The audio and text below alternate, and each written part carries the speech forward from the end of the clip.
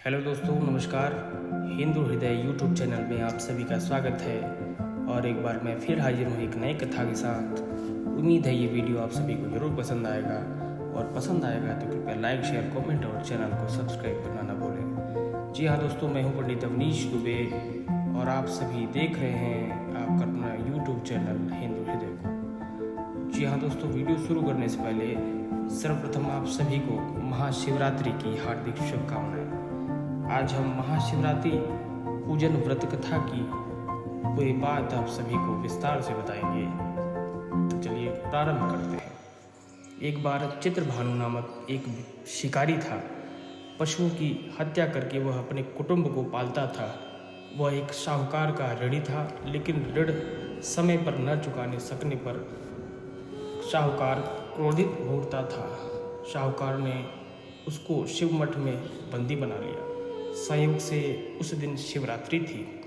बंदी रहते हुए शिकारी मठ में शिव संबंधी धार्मिक बातें सुनता रहा। वहीं उसने शिवरात्रि व्रत की कथा भी सुनी। संध्या होने पर साहूकार ने उसे बुलाया और ऋण चुकाने के लिए पूछा, तो शिकारी ने अगले दिन सारा ऋण लौटा देने का वचन दिया। साहूकार ने उसकी बात मान ली और उसे छोड़ दिया। शिकारी जंगल में शिकार के लिए निकला, लेकिन दिन भर बंदी गृह में रहने के कारण भूख प्यास से व्याकुल था। सूर्यास्त होने पर वह एक जलाशय के समीप पहुंचा और वहां पर घाट के किनारे एक पेड़ पर थोड़ा सा जल पीने के लिए लेकर गया, क्योंकि उसे पूरी उम्मीद थी कि कोई न कोई जानवर अपनी प्यास बुझाने के लिए यहाँ जरूर आएगा। वह पेड़ बेल पत्र का था और उसी पेड़ के नीचे शिवलिंग थी, जो सूखे बेलपत्र से ढकी होने के कारण दिखाई नहीं दे रहा था। शिकारी को उसका पता न था। भूख और प्यास से थका वो उसी मचान पर बैठ गया। मचान बनाते समय उसने जो टहनियाँ तोड़ी वे संयोग से शिवलिंग पर गिरी। इस प्रकार दिन भर भूख प्यासे शिकारी का व्रत भी हो गया और शिवलिंग पर बेलपत्र भी चढ़ गया।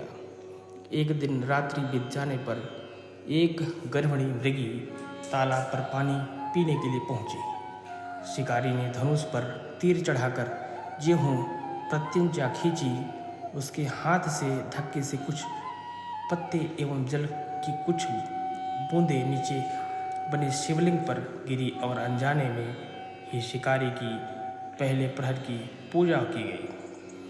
मृगी बोली, मैं गर्भिणी हूँ, शीघ्र ही प्रसव करूँगी। तुम एक साथ दो जीवों की हत्या करोगे तो जो ठीक नहीं है। मैं बच्चों को जन्म देकर शीघ्र ही तुम्हारे समक्ष प्रस्तुत हो जाऊँगी, तब मुझे मार लेना। शिकारी ने प्रत्यंचा ढीली कर दी और मृगी जंगली झाड़ियों में लुप्त हो गई। कुछ ही देर बाद एक और मृगी उधर से निकली।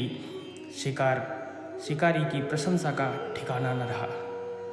समीप आने पर उसने धनुष एवं बाण चढ़ाया। कुछ बेलपत्र नीचे शिवलिंग पर जा गिरे और अनायास ही शिकारी की दूसरी प्रहर की पूजा भी हो गई। तब उसे देख मृगी ने विनम्रतापूर्वक निवेदन किया कि मैं थोड़ी देर पहले ऋतु से निवृत्त हुई हूँ। कामातुर विरहिणी उसे अपने प्रिय की खोज में भटक रही हूँ। मैं अपनी पति से मिलकर शीघ्र ही तुम्हारे पास आ जाऊँगी। शिकारी ने उसे भी जाने दिया। 2 बार शिकार को खोकर वह चिंता में पड़ गया। रात्रि का आखिरी प्रहर बीत रहा था, तभी एक अन्य मृगी अपने बच्चों के साथ इधर से निकली। शिकारी धनुष पर तीर चढ़ाकर छोड़ने ही वाला था कि मृगी बोली, मैं इन बच्चों को उनके पिता के हवाले करके लौटूंगी, उस समय मुझे तुम मार लेना। शिकारी हंसा और बोला, सामने आए शिकारी को छोड़ दूँ? मैं ऐसा मूर्ख नहीं हूँ, इसलिए पहले मैं 2 बार अपना शिकार खो चुका हूँ। मेरे बच्चे भूख प्यास से तड़प रहे हैं। उत्तर में मृगी ने फिर कहा, जैसे तुम्हें अपने बच्चों की ममता सता रही है, ठीक वैसे ही मुझे भी इनकी फिक्र भी। इसलिए सिर्फ बच्चों के नाम पर मैं थोड़ी देर के लिए जीवनदान मांग रही हूँ। मेरा विश्वास करो, मैं इन्हें उसके पिता के पास छोड़कर तुरंत लौटने की प्रतिज्ञा करती हूँ।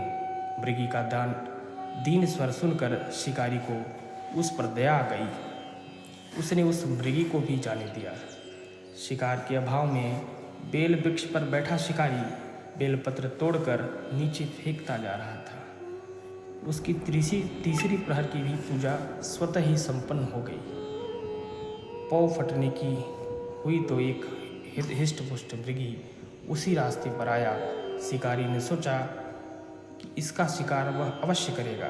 शिकारी की तनी प्रत्यंचा देखकर मृगा विनीत स्वर में बोला, भाई, यदि तुमने मुझसे पूर्व आने वाली 3 मृगियों तथा छोटे छोटे बच्चों को मार डाला है तो मुझे भी मारने में विलंब न करो, ताकि मुझे उनके वियोग में एक क्षण भी दुख न सहना पड़े। मैं उन मृगियों का पति हूँ। यदि तुमने उन्हें जीवन दान दिया है तो मुझे भी कुछ क्षण का जीवन देने की कृपा करो। मैं उनसे मिलकर तुम्हारे समक्ष उपस्थित हो जाऊंगा। मृग की बात सुनकर शिकारी ने सारी कथा मृग को सुना दी। तब मृग ने कहा, मेरी 3 पत्नियां जिस प्रकार प्रतिज्ञाबद्ध होकर गई हैं, वे मेरी मृत्यु से अपने धर्म का पालन नहीं कर पाएंगी। अतः जैसे तुमने उन्हें विश्वास पात्र मानकर छोड़ा है, वैसे ही मुझे भी जाने दो। मैं उन सब के साथ तुम्हारे सामने शीघ्र ही उपस्थित होता हूँ। उपवास, रात्रि जागरण तथा शिवलिंग पर बेलपत्र चढ़ने से शिकारी का हिंसक हृदय निर्मल हो गया। उसने भगवत शक्ति का वास हो गया था। उसके हाथ में धनुष तथा बाण छूट गया और वह मृग को जाने दिया। थोड़ी ही देर बाद वह मृग सपरिवार शिकारी के समक्ष उपस्थित हो गया ताकि वह उनका शिकार कर सके। किंतु जंगली पशुओं की ऐसी सत्यता, सात्विकता एवं सामूहिक प्रेम भावना देखकर शिकारी को बड़ी ग्लानि हुई। उसके नेत्रों से आंसुओं की झड़ी लग गई। उस मृग को न मारकर शिकारी ने अपने कठोर हृदय को जीव हिंसा से हटा दिया। सदा के लिए कोमल एवं दयालु बन गया। देवलोक से समस्त देव समाज भी इसी घटना को देख रहे थे। उसने ऐसा करने पर भगवान शंकर ने प्रसन्न होकर तत्काल उसे अपने दिव्य स्वरूप का दर्शन करवाया तथा उसे सुख समृद्धि का वरदान देकर गृह नाम प्रदान किया। यही वह गृह था जिसने साथ भगवान श्री राम से मित्रता की थी। इस प्रकार महाशिवरात्रि पूजन पौराणिक व्रत कथा समाप्त होती है। उम्मीद है ये वीडियो आप सभी को जरूर पसंद आया होगा, और पसंद आया होगा तो कृपया इस वीडियो को अपने सभी सगे संबंधियों तक जरूर पहुँचाएँ और चैनल को जरूर सब्सक्राइब करें। बहुत बहुत धन्यवाद। ओम नमः पार्वती पतये, हर हर महादेव।